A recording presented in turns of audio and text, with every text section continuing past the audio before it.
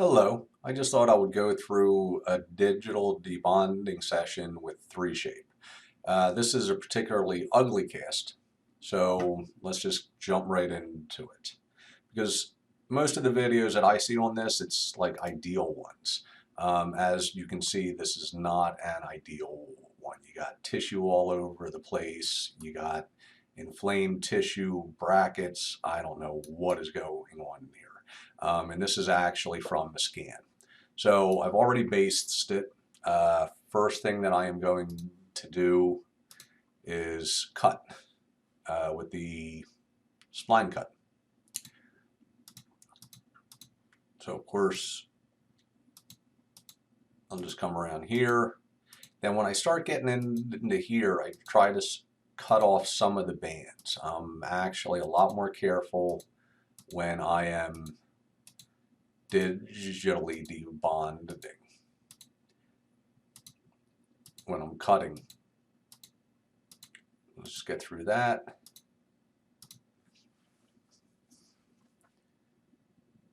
Let that cut away. Now I do just start off with the artifact tool.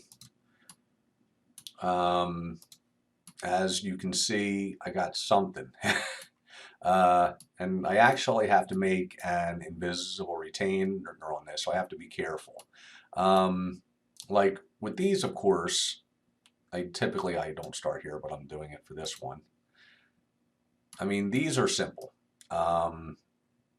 There's very little chance of getting it, of mixing in with the tissue, and then I can come back with the smooth tool just to get the remnants out. Of course, there's like a divot there, which I don't really understand, but yeah, I mean, so like that's pretty simple. But like, what do you do with all of this mess? All the gums are inflamed. The brackets are actually hanging down onto the tissue. I just tell the doctors that the only thing that I can do is the best at it I can.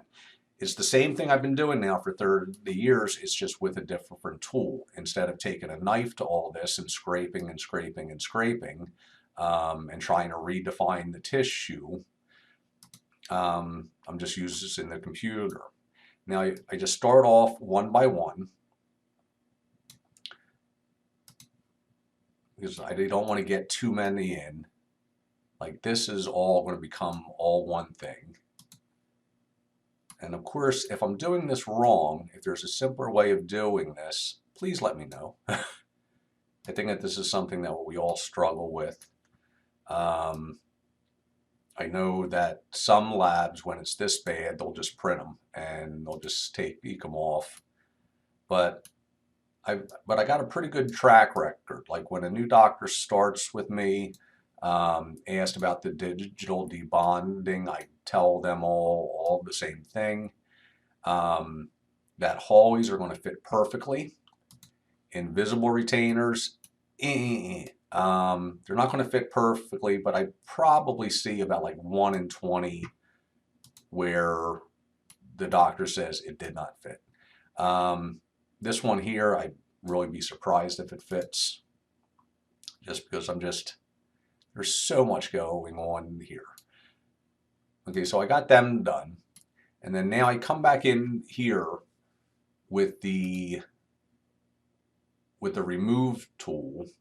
And then I got a setting here where it's a small circle and not that deep. And then I just try to like redefine where the gum line might be. Like this is going to be especially hard.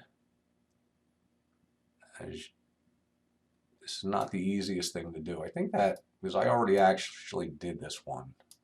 So I think that I came in a little bit deeper with the tool. But what I typically do is that other tool, and then I just try to come in and just try to like reshape the teeth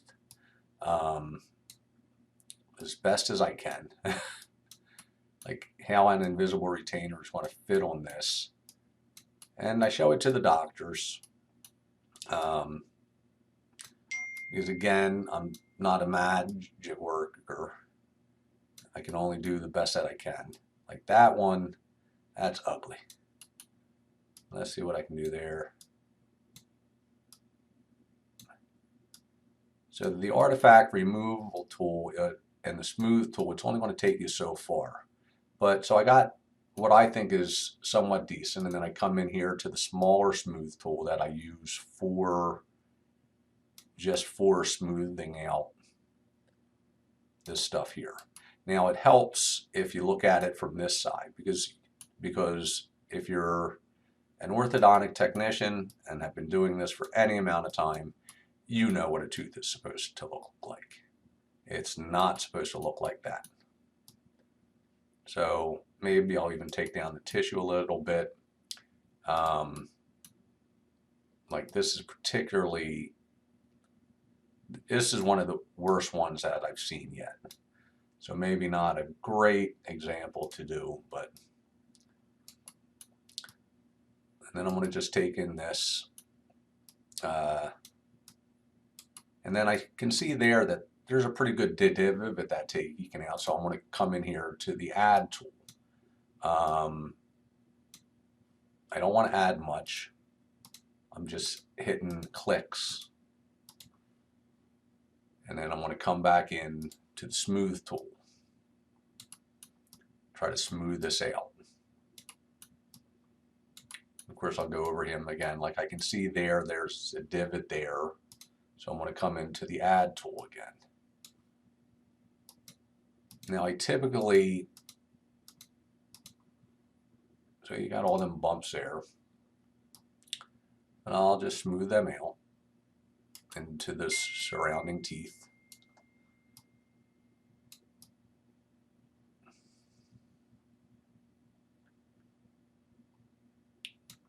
And then that's going to be ugly too. I'm going to get a little bit more oomph into there.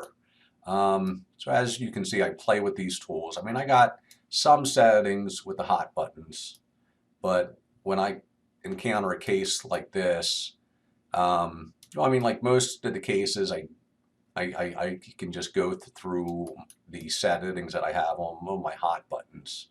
But when I get into some of these difficult cases, then I really have to start to play with these tools. Like I still don't like that. So is this going to fit? I don't know. I can hope. I know that the doctor is hoping.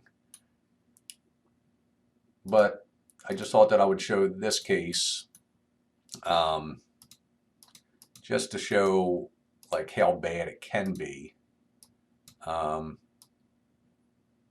And also just, I wanted to post this in case people were seeing something that I'm doing here and being like, no, Chris, there's an easier way. Do it this way.